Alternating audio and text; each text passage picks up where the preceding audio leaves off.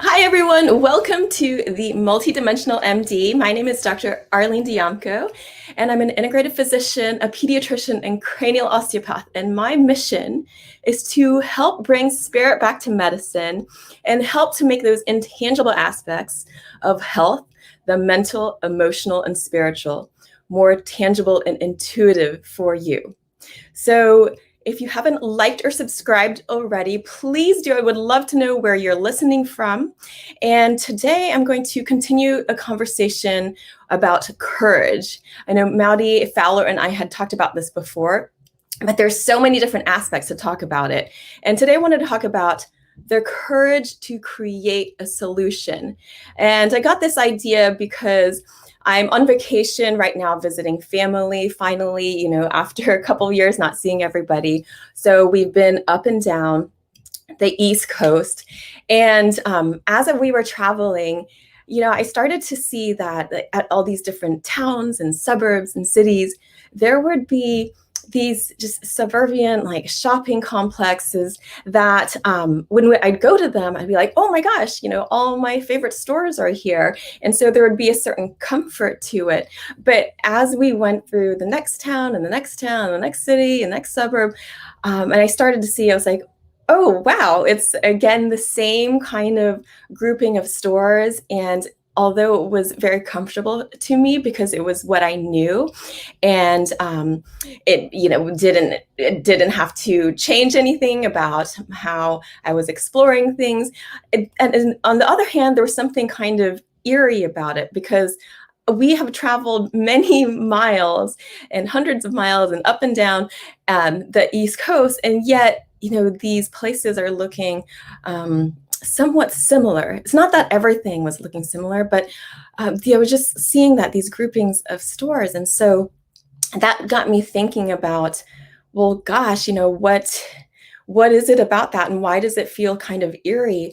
And just thinking about, oh, I can go, far away from home and still in some way feel kind of like home. And in some way that's comforting, but in the other way, when I'm traveling, it's like to be able to see new places and to explore other places. And so, I started thinking about, it really is our diversity that helps to create beauty. And I talked a lot about beauty in another podcast before, which is a great one. But accepting that diversity, that our differences and that uniqueness within each of us helps to create beauty. Yet at the same time, we're still part of this one fabric of life. So we're each our own, but we're also one. So, it may seem conflicting at first, but it's embracing both of that you have your own voice, you have your unique views and perspectives, you have what your gifts to contribute to the world. And so that makes you different and beautiful and unique in a way, but at the same time, we're part of this amazing oneness and fabric of life. So the courage to be that unique thread in the fabric of life and having that courage to follow that still small voice inside of you. And I'm in Dedham, Massachusetts right now, and I came across this amazing bookstore. It's Peter Reynolds bookstore. And if you haven't seen his books, he writes a lot of kids' books. They're really beautiful and so inspiring. And so he wrote this book called The Dot. And it was about this kid that he didn't think he was good at creating art. And so at the end of art class, he had a blank page. And the art teacher just said, just leave your mark, just put your mark down. So he drew one speck, one dot. And then after that, his teacher said, now sign it. So then he was really amazed to see that get put up on the wall and signed by him. And he was thinking, oh, I think I could do more. I could do more with that dot. I could create other dots. And so it just became this thing. And he created all these beautiful dots and circles of all different patterns. And he created, and it became like this whole display and was one of his gifts that he could contribute to the world. And then other kids looked and said, oh, but I can't do that. And he was like, well, just put down what you can. And then sign it. And so I thought that was really amazing. And I also got this is kind of funny. I'm just sharing with you some of my travels. This little pouch, I don't know if you can see it. So what it says, it has all these awards on it. It says, I went on a walk, I put on pants, I got out of bed, took a shower, ate a vegetable, and then you get a little award, and it's just about celebrating those little moments of life. That's from Out of Print. So I thought that was also a neat thing where it's like, gosh, it doesn't have to be something that you think is totally unique and remarkable, because in you doing it in your way, it's already going to be unique. So there doesn't have to be a trying to be unique. It's you already are. And that is absolutely beautiful. You don't have to even it's not about trying to be something else, that you're trying to create something that everybody loves. It's about listening to that inner voice and letting it out. So in a way, it is also that venturing outside the comforts of the known. So when I was talking about traveling and going to all these group stores and shopping complexes that looked relatively similar, and then I think of like, gosh, with society and culture, I kind of taught like this is comfortable and this is what you want. But in one sense, it's so convenient, but it's not. We can't let the convenience of it take away from our inner voices or the inner voices of others. And so that's where it's like, okay, think about like, where is the creation coming from and what's the intention for the creation? And so it did want me to seek out individual voices, and that the artisan made things and those handmade things where there's so much intention in it, and that energy gets put into it. And really anything that's created in the world has some sort of intention and takes someone's some thought and to put that creation in the world. And so I also thankful for that everything that around us is someone has put their energy and thought into it, but also appreciating like those individual like artisan made things where someone made something by hand, and how unique that is versus all of these mass made things, and realizing also like that balance of it all too, because and realizing in myself, I was like, well, gosh, I have these creature comforts as well. So venturing outside of this will be creating something new. And we don't really know what we can do until we venture outside of what we know.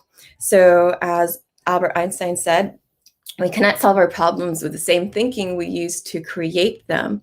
So just thinking of the state of the world that it's in now, it's shifting our perspective and seeing things from a slightly different point of view, and to keep doing that until we come up with the solution that is really loving and kindness and taking care of yourself, taking care of each other, taking care of the earth. And when I start to think about this in terms of health and wellness and medicine, I talk to people about, they come to me and they say, oh, they have so many problems. But to me, I tell them like, no, you don't have so many problems. There's really ever one problem only.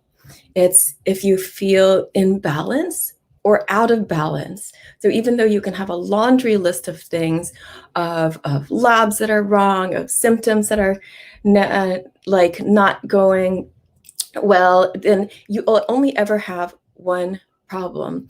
And I'm just seeing Nomad, your comment here, getting used to the comments. You're in Sacramento. That's so amazing. And here we are across the coast listening to these things and talking about these things and being able to come together like that. That's so neat. But to consider that for yourself, like when we think about, oh my gosh, there's so many problems, whether physically or in our lives, it's like, no, there's only ever one. It's like that feeling of being in or out of balance.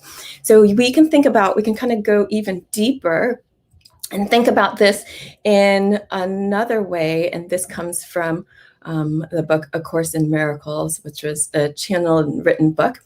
So in Course in Miracles, it's described like that there is only ever one problem, And similar to what I said, it's either you're in balance or feeling out of balance. The one problem, according to Course in Miracles, is believing that we are separate from the divine.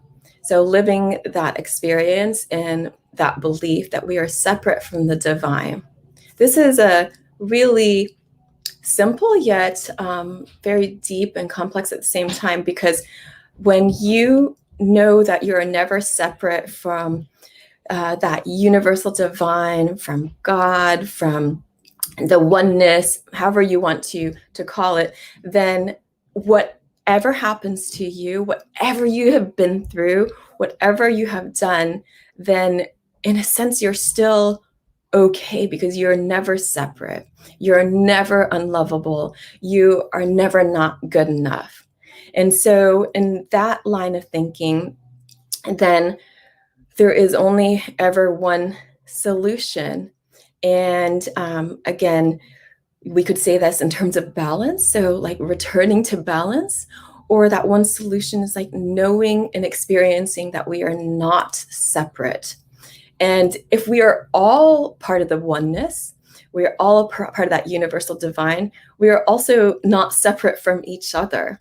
So it's different knowing this, and it's another thing experiencing it. So it's aligning that knowing with the experience. So think of the knowing of the mind and that intuition, but it's like lining it up with that human experience of it in the body, what you feel in your body. So when you think something, is different than like fully like believing it and knowing it from a visceral point of view. So you can start to see like, oh, okay, we're aligning like mind, body, and spirit. And so that's why I talk about there's only one problem. It's like the mind, body, spirit is not aligned. So when it all returns to balance, or we can see how it is in balance and experience it as that, then we feel more whole again. We feel healthier. We feel more whole in terms of our mind and our emotions, and even our physical symptoms. That takes a lot of mindfulness and being in the present moment, because if you it's always a moment-to-moment experience. So if you are out of the present moment, then it's difficult to experience that oneness and knowing that you're never separate. So you have to always, it's just keep returning back to it, coming back to it. And all of us have to do this, because we are all human and we all have this protective ego system that tells us to stay in some box of what we know, but to really go outside of that and to be okay with our discomforts. So this is the mindfulness of it. So no matter what you're going through, no matter what you're experiencing, is like to allow yourself to be present with it, because just because you are going through something difficult does not mean you're any less. So just because you're grieving, just because you're in pain, it doesn't mean you're any less. And I know that deep down, each one of us recognizes that, because we're like, well, why? We don't want to feel uncomfortable. We wouldn't wish for anyone to suffer. So it's that balance of like, okay, accepting it and allowing yourself to feel it. It's not that you are consciously wanting it, but somehow in the subconscious or in the universal oneness, somehow this is your experience at this moment. It doesn't mean it can't change. So allowing yourself to be in it fully actually allows it to change and allows you to be more conscious about your experience and how you are feeling. So the only way to feel whole is sometimes to dive into that discomfort and to be okay with it. And from there, you have this foundation, because then you're fully immerse yourself in the present moment. And from there, you can allow yourself to shift, because you were never separate. You were never not part of the oneness. And this is how we can approach things in the world, whether it's in health, in medicine, whether it's in education, whether it's in business, and of course, these huge global problems with the pandemic and the environment. It's knowing that we are not separate. knowing that we are part of the oneness. So when we know that and feel it and experience it, see that we're going to make decisions based on that, where our behavior is going to start to match what we understand and believe. And then we won't be acting as if we're separate. And so this is how these problems got created, is that we thought we were separate and then acting on this. And that's how the world became out of balance. So whether, again, in any profession and any sector of living, this is how things get out of balance. So to return to that, it does take each individual to return to their state of balance and to return to that knowing that they are part of the oneness and that you're part of the solution. Because when you feel separate, it's disempowering. You feel like you can't do anything. You feel helpless, hopeless, that things are happening and you can't, you have no control. You don't have a say in things. So you have to return to that still small voice inside of you. It feels like a still small voice, but it's not. It is that deep knowing. It's your intuition that was never separate, is never separate, and knows that and still knows it. So it can take practice, so much practice of mindfulness. So a step by step of noticing, how do you feel in your body? What are your physical symptoms? Like what are your sensations? So bringing your mindfulness, a gentle mindfulness, to all of your senses. Your sight, what do I see? What do I hear? What do I feel in terms of like touch? And what do I feel in terms of my emotions? And what am I thinking? So a meta awareness of your thoughts, so that you can be more present with them, and then you can start to choose them more consciously and be part of that one solution. And so this is my wish for all of you today, and to practice that.